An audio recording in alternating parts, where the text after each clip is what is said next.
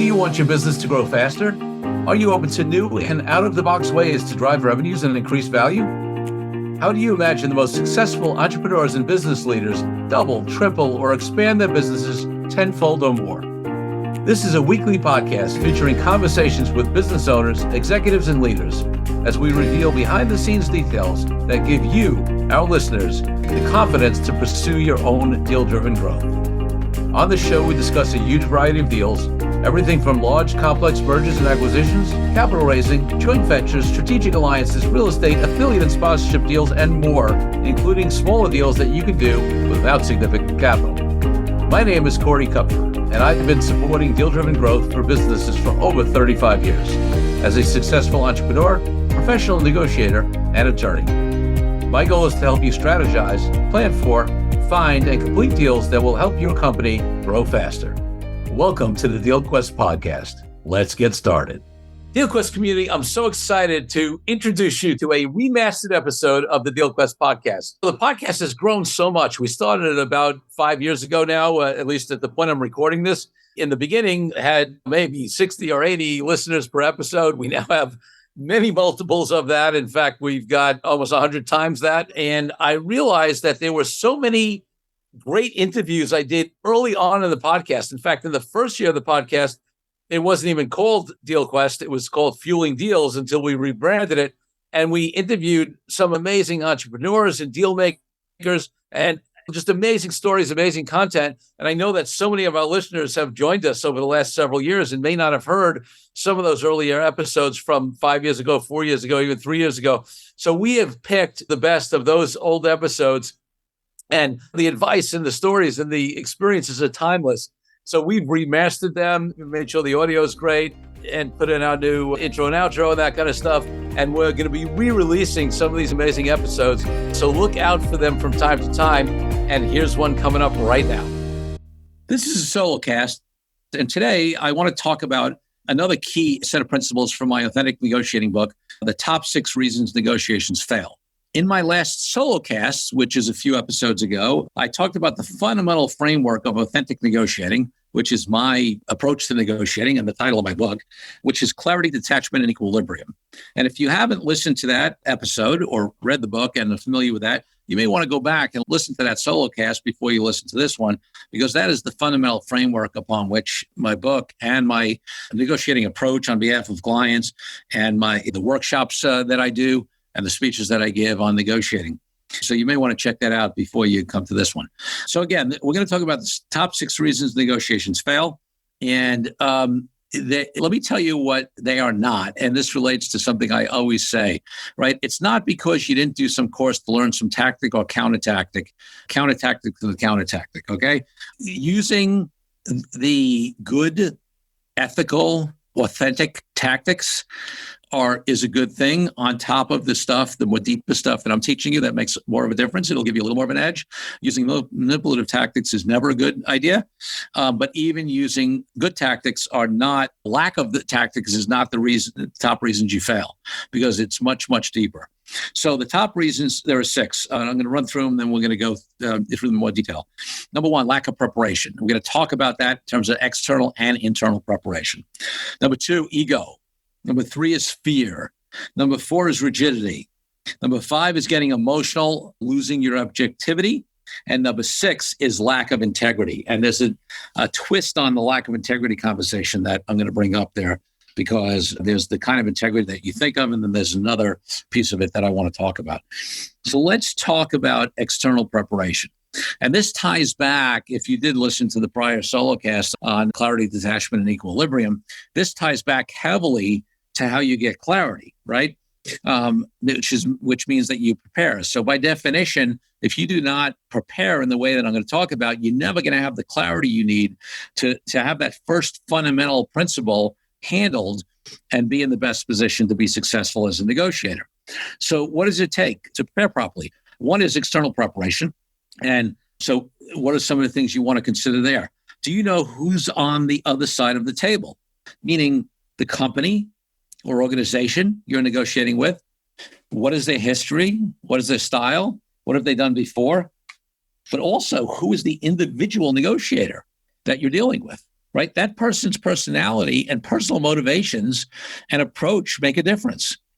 One of the things I talk about is that the company might want to get the deal done, but somebody else might be concerned about their particular departmental budget or other things. And you got to take that into account, because if they have authority and they're involved in negotiation, even though the company as a whole or even the higher executives want to get it done, if you don't satisfy their individual needs, whether that's as an executive or any personal concerns they have, you're going to have a problem.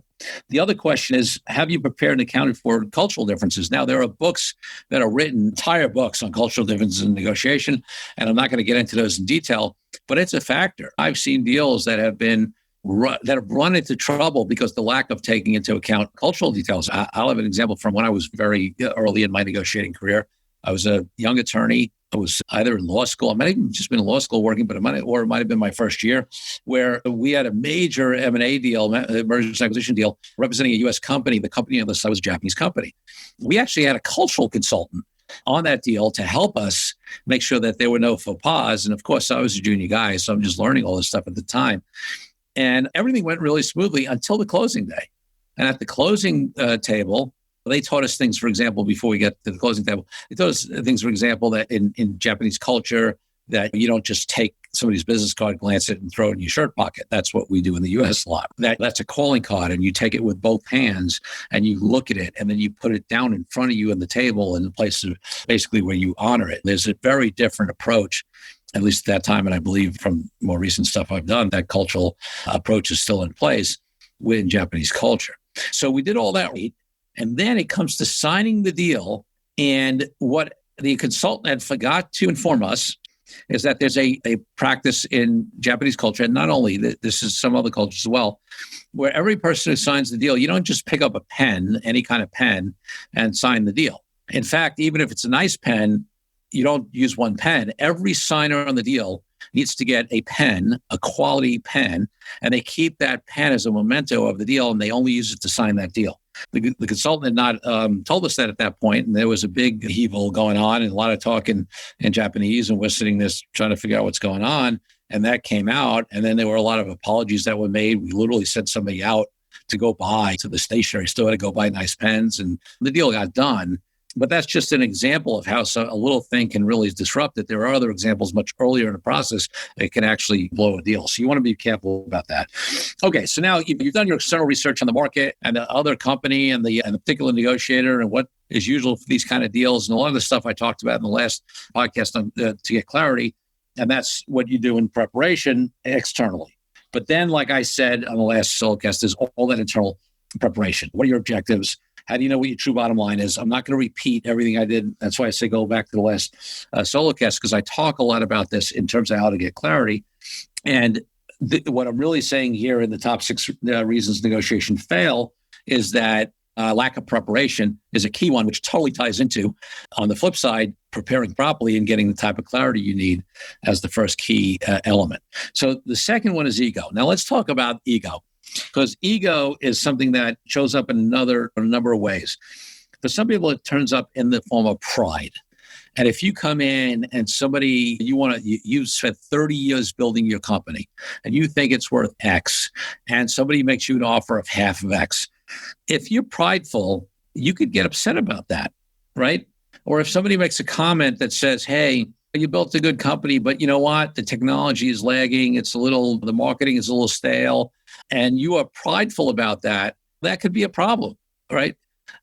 First of all, those things may very well be true. And just because you built it and you love what you do, you may not be on the cutting edge of the market. Also, people have different opinions. And if they're going to buy your company, then they're going to be able to take it in the direction that they want to take it. So if you come from a place of pride, it's never going to help you in a negotiation. You need to step back objectively, say, hey, they may have a different opinion. Oh, by the way, they're offering for half the price of your company, which just may be a negotiating tactic. Don't get thrown off by it. Just stay in there and continue to negotiate a deal and then get to either terms that work for you or don't. And it's all good. No reason to be from a place of pride.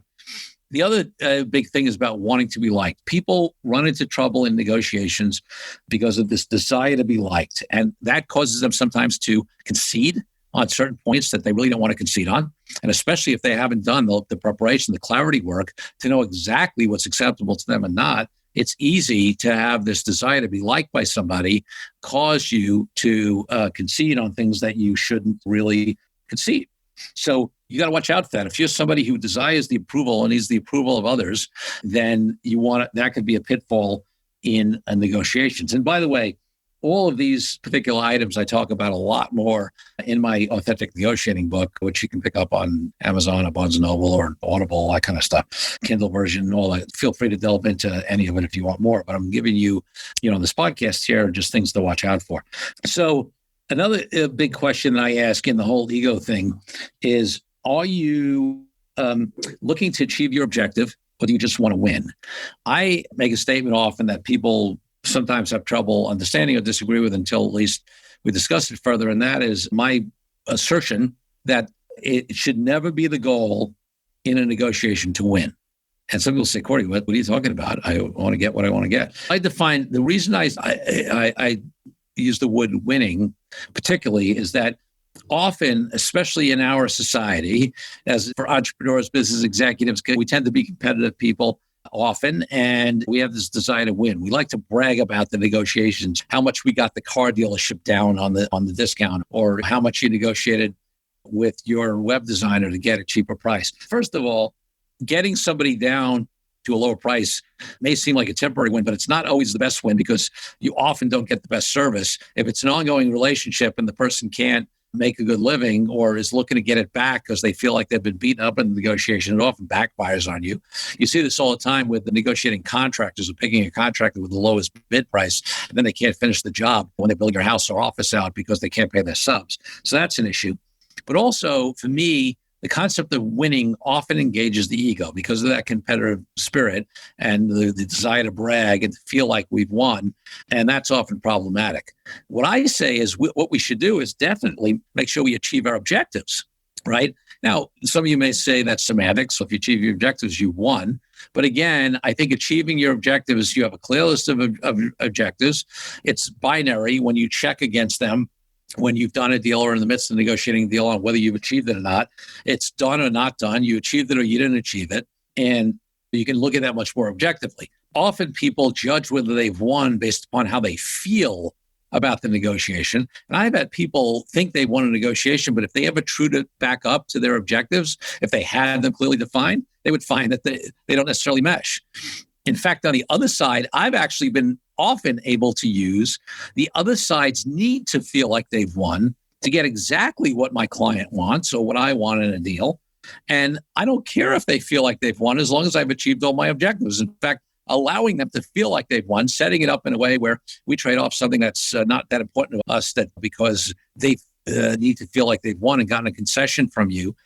And doing that in a way where it seems like they've beaten us down, but ending up in a place at or beyond where we'd like to be is often a very successful strategy to bring strategy into the conversation because we use their need to win against them. So you want to be out of that ego place of winning and just being focused on the objectives. Let's take a break from the show for a minute so I can tell you about an incredible resource my team and I have put together for you. Secrets of Deal-Driven Growth, Creative Ways to Grow Your Business Even in Challenging Times, is a powerful ebook that helps you take DealQuest Podcast episodes and apply them to your own life and business. This is the ideal tool for anyone looking for creative ways to grow as deal makers, and you can get yours now. It's as easy as heading to CoreyCupfer.com/workbook and downloading your copy. While you're there, you can also consider joining our dynamic deal-driven community of founders, experts, small business owners, and entrepreneurs. Now back to the show. One of the other things that comes up in terms of ego is talking too much, right? That blowhard, bloviate, I know everything kind of approach where they talk. And anybody who does negotiating, if you listen to some of the other episodes we've had some guests on, pretty much every negotiating expert, everybody who's successful negotiator is going to tell you need to listen a lot more than you need to talk. And by listening, you really hear things that you would have heard. You hear what the other side wants, doesn't want. You can read things between the line. You can really listen closely and not always have to formulate what you have to say next. You're going to be much more successful. And if you're in a place of ego where you know it all, or you got to show that you're smart, or whatever's going on there, then you're going to talk too much and you're going to be in bad shape. The next big area that comes up, number 3, the third reason negotiations fail, is fear. All right. I don't care what tactic you put on top of it. If you go into a negotiation from a place of fear, you're going to be in trouble. What does fear do? Fear can also make you talk too much, right? So you could talk too much out of ego, like I just said, but also you could just be nervous. And so one of these people who sort of blabs on because it's nervous energy. And the problem with that is you often give away too much information, number 1. Number 2, people sense on an energetic level, they can tell you're afraid. And if you're talking out of a place of fear, it's going to give any halfway decent negotiator the signal that you're afraid. And if you're afraid, then they know, that they got you. They know that you're more likely to make concessions on things that you are, if you're afraid to lose the deal or just afraid of the negotiating process or intimidated by the other side.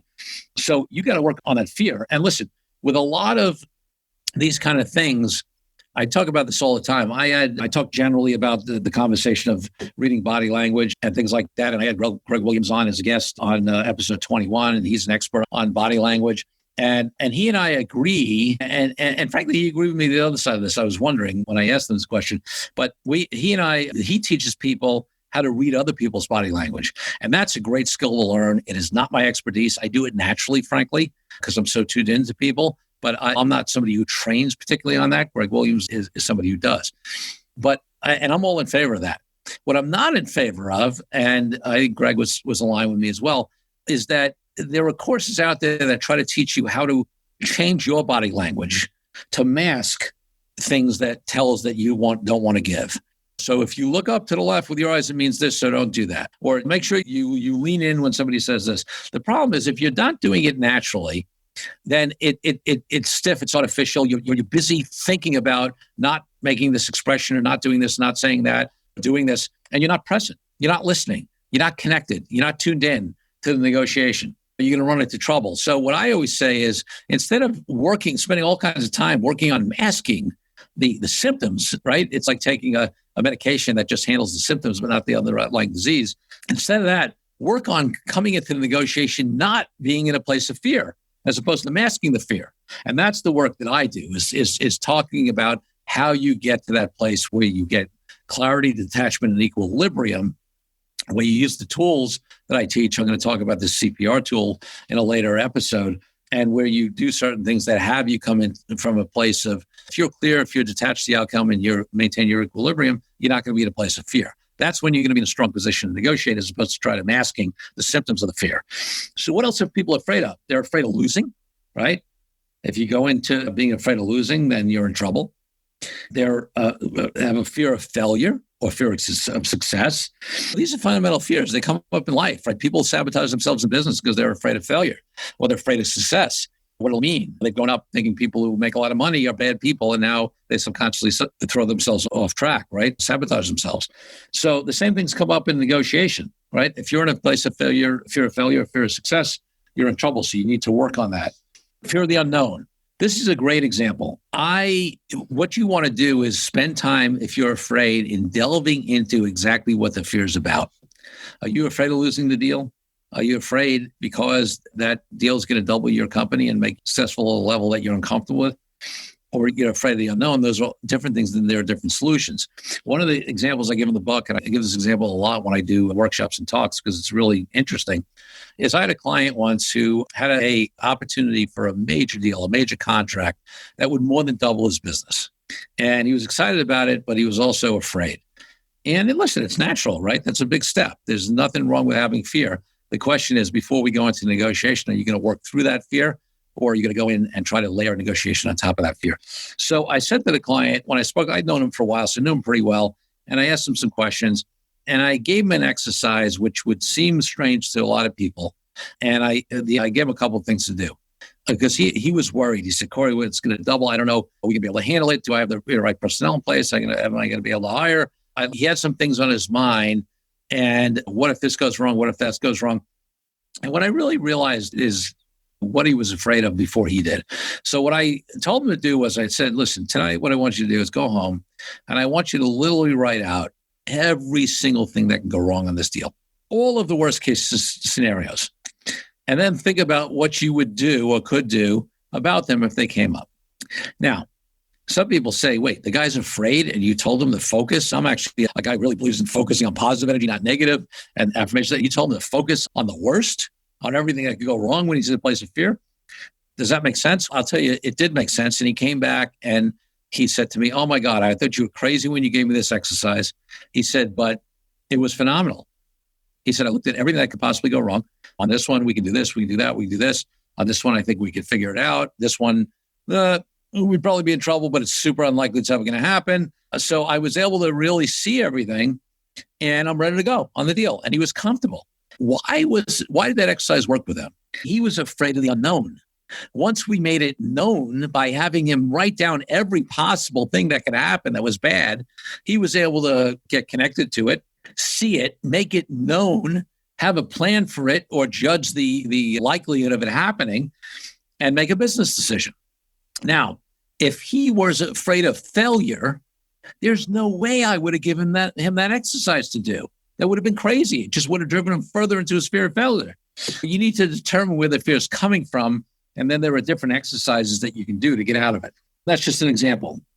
Okay, fear of looking bad or letting someone else down is another big one, right? Classic letting daddy down or letting your boss down, and you want to let that fear go because any kind of fear is going to be a problem. And by the way, you want to recognize if that fear is on the other side, because if you have somebody who's afraid of letting somebody down and you don't address that and dealing with it on the other side of the table, you're going to be in trouble. The next one is rigidity. So that's the fourth reason negotiations fail. Being rigid, having preconceived notions, being rigid around pace and timing, money, price, any of those things, not being open to new and creative ideas is a problem.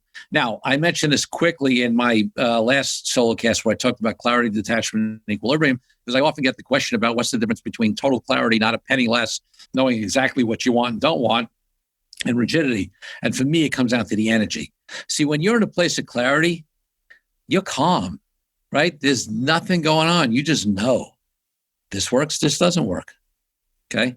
And you may say, I can't do any better than that, but it's not coming from a place of rigidity. It's coming from a place of clarity. Rigidity usually has some emotion in it, right? It's got your fists are clenched, your stomach is clenched up, you're in a place of anger, upset ego. You can't. So if it's coming from that place, it's not going to serve you because you're not going to listen. You're not going to be open to alternatives. That's not coming from a place that helps in negotiation.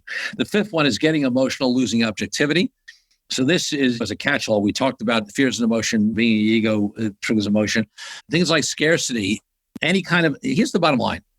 If you are in a negotiation and you have emotions come up, one, you're human, don't beat yourself up. But two, understand they're not necessarily going to serve you, except in one key way.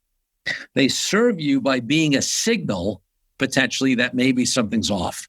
If you're not feeling right in a negotiation, you want to explore that because maybe that's a signal you're getting from the other side where there's some internal wisdom that says, this doesn't feel right to me. I'm getting a little uncomfortable here. If you're using it as a signal to you about the other side, it's useful. Outside of that, if you don't control your emotions, it's basically a negotiating death. All right. If you're frustrated, then you can push stuff in the wrong direction, right? You can take that frustration out and lose the deal. You can take that frustration out and hold to terms that you shouldn't be. Falling in love with the deal is a classic one. Classic, right? You either have invested time and money. Maybe you're spending the money in your mind already. Maybe you booked that trip around the world or bought that new house already based upon what you're going to get. Or even you just thought about it. And psychologically, you're ready to get rid of sell the business. You're ready to close the deal. You're ready to bring in that partner, whatever it is. And you fall in love with that concept before the deal's closed. The deal's not done until it's done. It's not closed until it's closed.